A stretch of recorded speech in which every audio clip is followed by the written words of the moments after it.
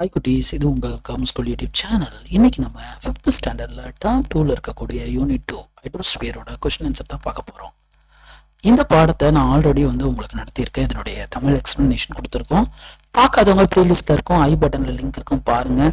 இந்த பாடத்தின் மூலயமா நம்ம ராணி சுந்தர் பேசிக்கிட்டது மூலியமாக தண்ணீருடைய நீர்க்கோளத்தை பற்றி, பூமியானது நிலக்கோளம், நீர்க்கோளம், அடுத்து வாயு கோளம் என்ற 3 கோளங்களால் இணைந்த ஒரு உயிர்கோளமாக காணப்படுகிறது. The earth consists of lithosphere, hydrosphere, atmosphere. It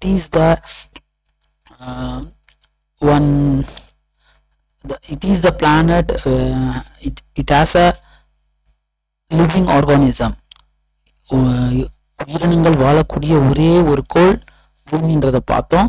இந்த பூமியில இருக்கக்கூடிய இந்த நீர்க்கோளத்தை ஹைட்ரோஸ்பியர், லித்தோஸ்பியர்னா நிலக்கோளம், ஹைட்ரோஸ்பியர்னா நீர்க்கோளம், அட்மாஸ்பியர்னா வளிக்கோளம். இந்த 3 இணைந்து தான் நம்ம பூமியானது உருவாயிருக்கு. இதில் ஹைட்ரோஸ்பியரை பற்றி நம்ம பார்த்தோம். இதில் 71% வாட்டர் தான் இருக்குது.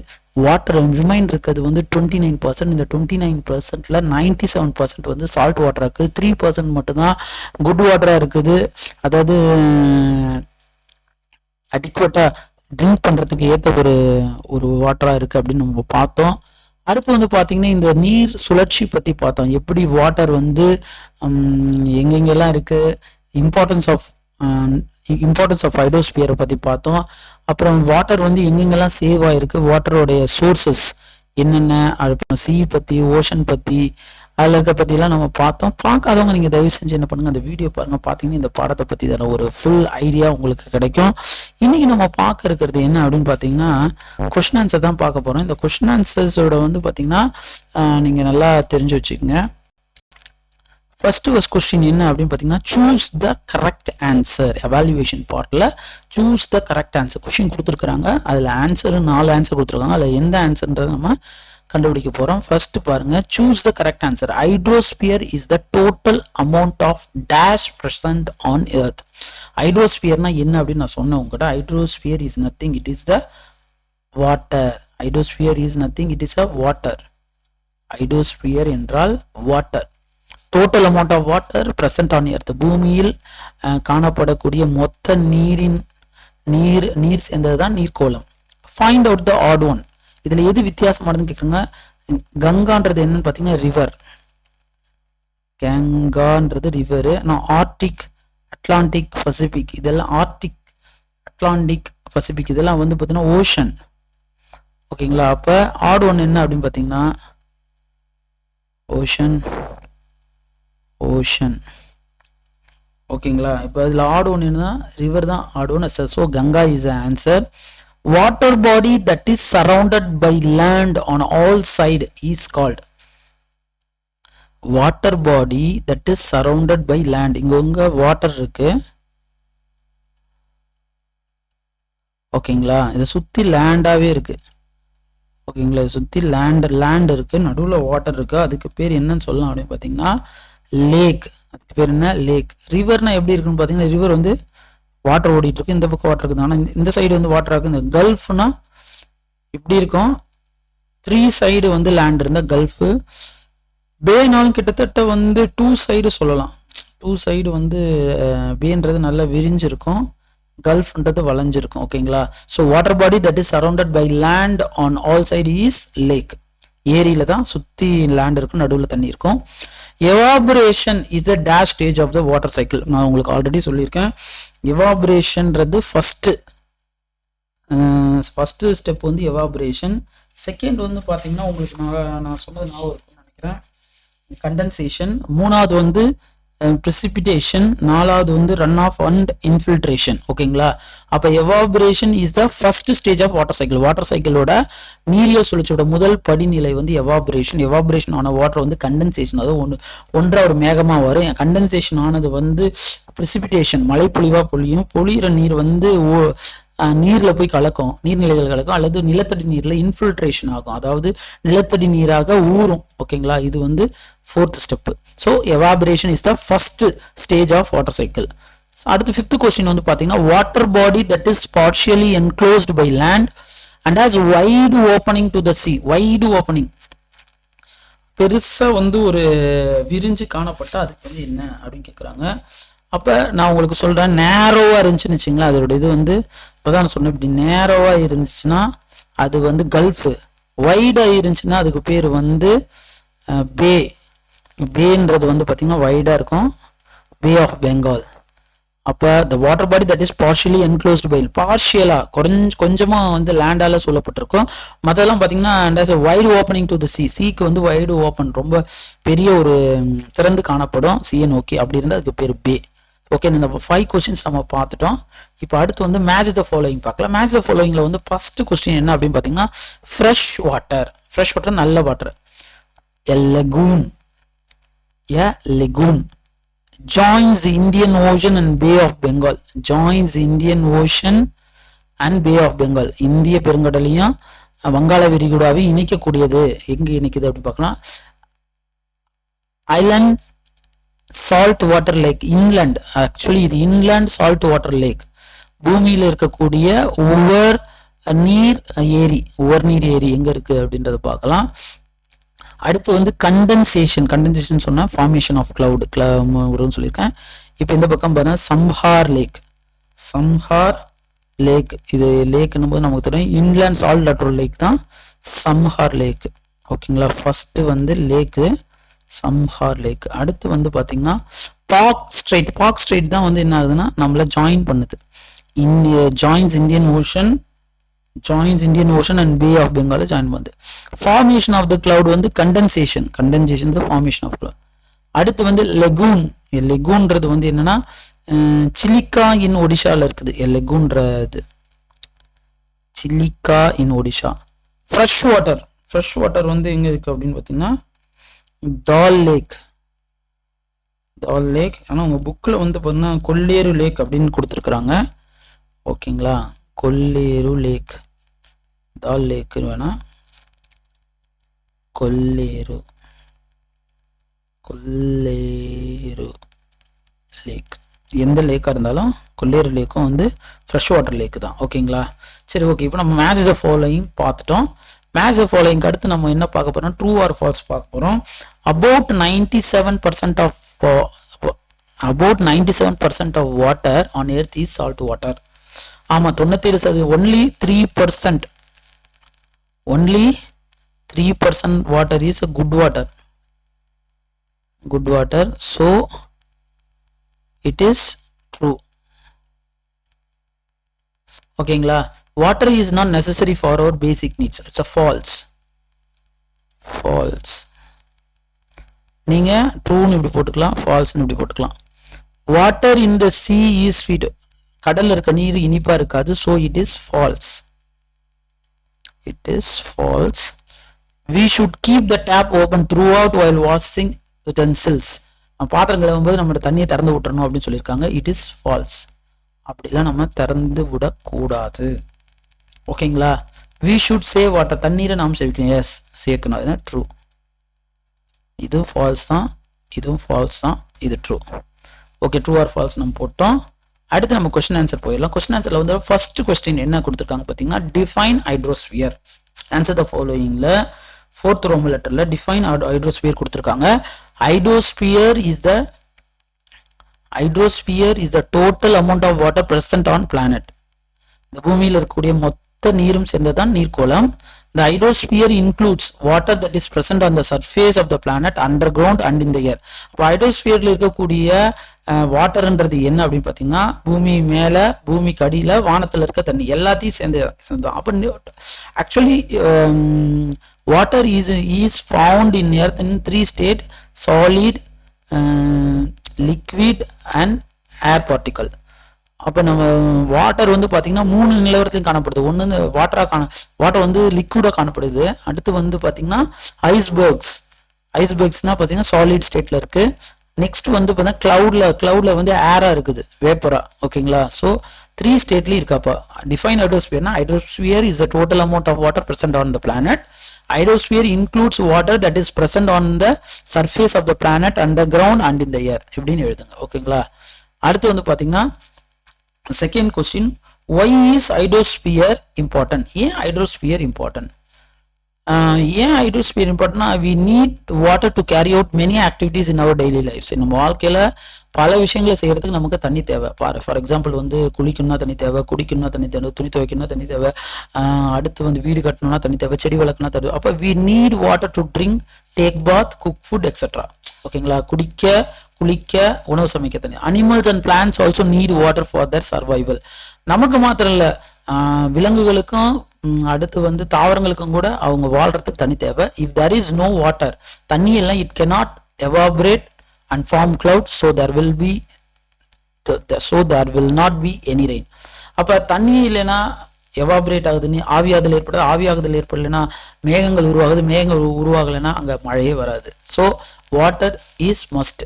ஓகேங்களா? we need water to carry out many activities in our daily lives. We need water to drink, take bath, cook food, etc.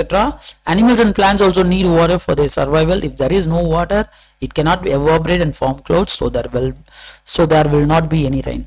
This is the answer. These are the important of hydrosphere.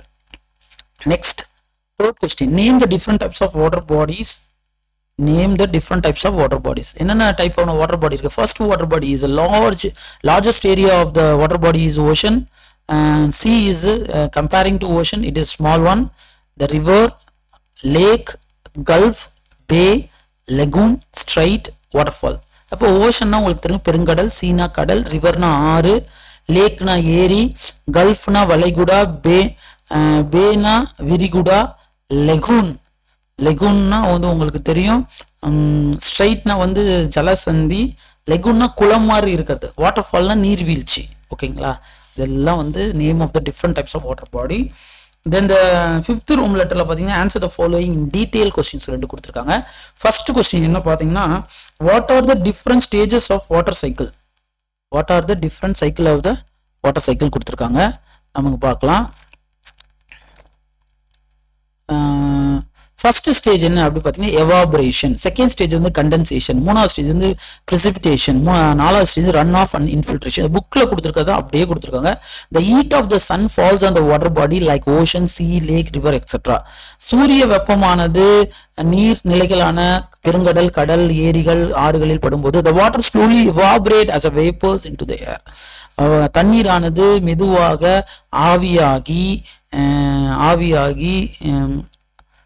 ஆவியாகி நீராவியாக வானத்திற்கு செல்கிறது. Condensation as vapors rise high. அப்போ நீர் ஆவியாகி ஐயா போகும்போது the cooler temperature makes them cool.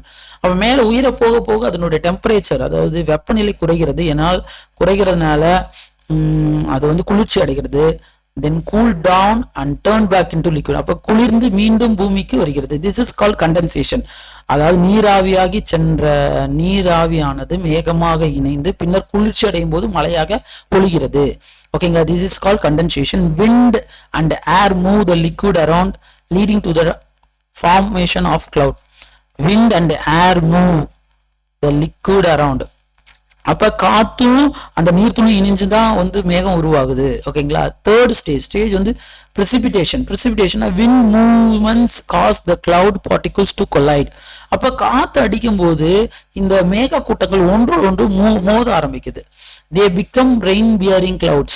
அப்ப மோதும் போது என்ன ஆகுதுன்னா, அப்ப எல்லா நீர்த்துவளிகளும் ஒன்றாக இணைந்து ஒரு நீரை தரக்கூடிய ரெயின் பியரிங் கிளவுட்ஸா மாறுது. and fall back on the earth's surface by process known as precipitation. அப்படி இணைந்த பிறகு அது திரும்ப மழை பொழிவு ஏற்படுகிறது. இதுக்கு பேர் தான் precipitation பேரு. this may occur in the form of rain. அப்போ மழை பொழிவுன்றது எப்படின்னா, ரெயின்னா நம்ம மழையா நினைக்கலாம், ஹெயில், ஸ்னோ, பனிக்கட்டி, ஸ்னோனா மேக slit depending upon the temperature condition. அப்போ இது வந்து ஸ்னோவா இருக்கலாம், ஹெயில்னா ஆலங்கட்டி மழையா இருக்கலாம், மழையா இருக்கலாம், அல்லது பனிப்பொழிவா இருக்கலாம். அப்போ இதெல்லாம் எப்படின்னா இது அது ஸ்லிட் தூரலா இருக்கலாம். இப்போ இது வந்து என்னன்னா depending upon the temperature condition, அதனுடைய வெப்பநிலையை பொறுத்து இந்த மாதிரி மழைப்பொழிவு ஏற்படுது. கடைசியா வந்து பாத்தீங்கன்னா ரன் ஆஃப் அண்ட் இன்ஃபில்ட்ரேஷன். அப்ப வாட்டர் வந்து either runs off into the ocean, river or ground surface or is absorbed into the soil. Infiltration, this cycle continues. அப்போ மழை பொழிஞ்ச நீர் வந்து என்ன பண்ணுது பார்த்தீங்கன்னா ஓடி போய் ஆற்றுல குளத்துல கடல்ல கலக்குது. இன்னொன்று வந்து பார்த்தீங்கன்னா அது வந்து சர்ஃபேஸில் இருக்கக்கூடிய மண் வந்து அந்த நீரை வந்து இழுக்குது. அதாவது நிலத்தடி நீரை மண்ணுக்குள்ளே போகுது. இந்த சைக்கிள் வந்து கண்டினியூ ஆகுது. திருப்பவும் எவாபரேட் ஆகுது, கண்டென்சேஷன் ஆகுது, precipitation ஆகுது, அடுத்து ரன் ஆஃப் அண்ட் இன்ஃபில்ட்ரேஷன் நடக்குது. This process continuously happen. This is call the water cycle.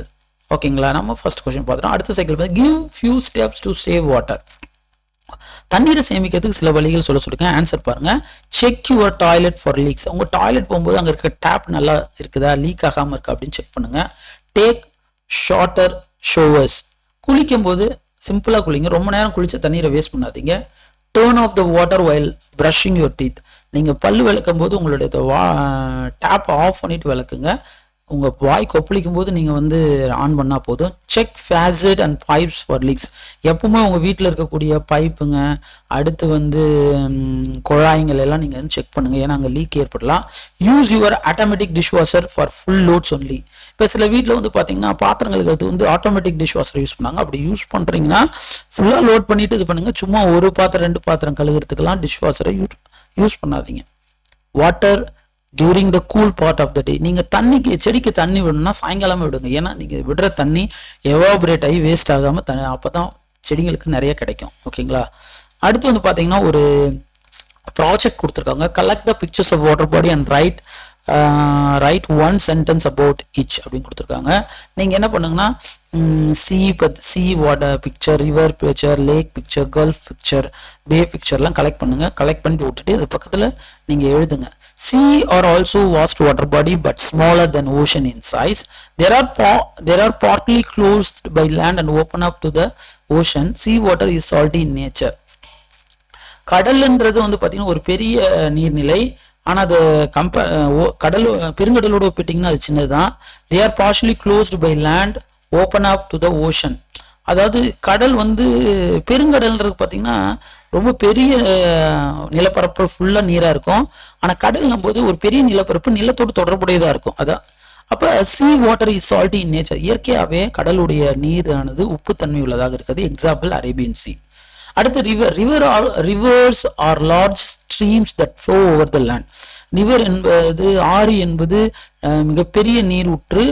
இது நிலப்பகுதி முழுவதும் பாய்ந்து ஓடுகிறது. River R fresh water bodies which generally begin at mountain area.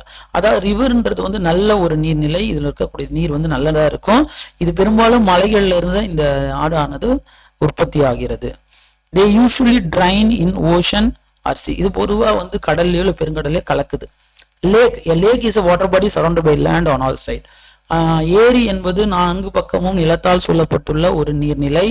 Lakh can have a salt or fresh water. அப்போ ஏரியை பொறுத்தளவு அது வந்து உப்பு நீராக இருக்கலாம், இல்லை நல்ல நீராக இருக்கலாம். Example Dal lake.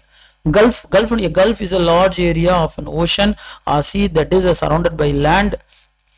Gulf of Kutch, வளைகுடா, கட்ச் வளைகுடான்னு சொல்றாங்க. ஒரு லார்ஜ் ஏரியா ஒரு கடலையோ அல்லது ஓஷனையோ சரௌண்ட் பண்ணி இருந்துச்சுன்னா அதுக்கு பேர் gulf. A bay is a body of water which partially enclosed by land. ஒரு பெரிய கடல் அல்லது கடல் நீர்நிலை வந்து ஆனது கொஞ்சம் பார்ஷியலா நிலத்தால சொல்லப்பட்டிருந்தா it has a wide mouth opening of land. அது வந்து ஒரு பெரிய திறந்த வாய் போன்ற அமைப்பை கொண்டிருக்கும்.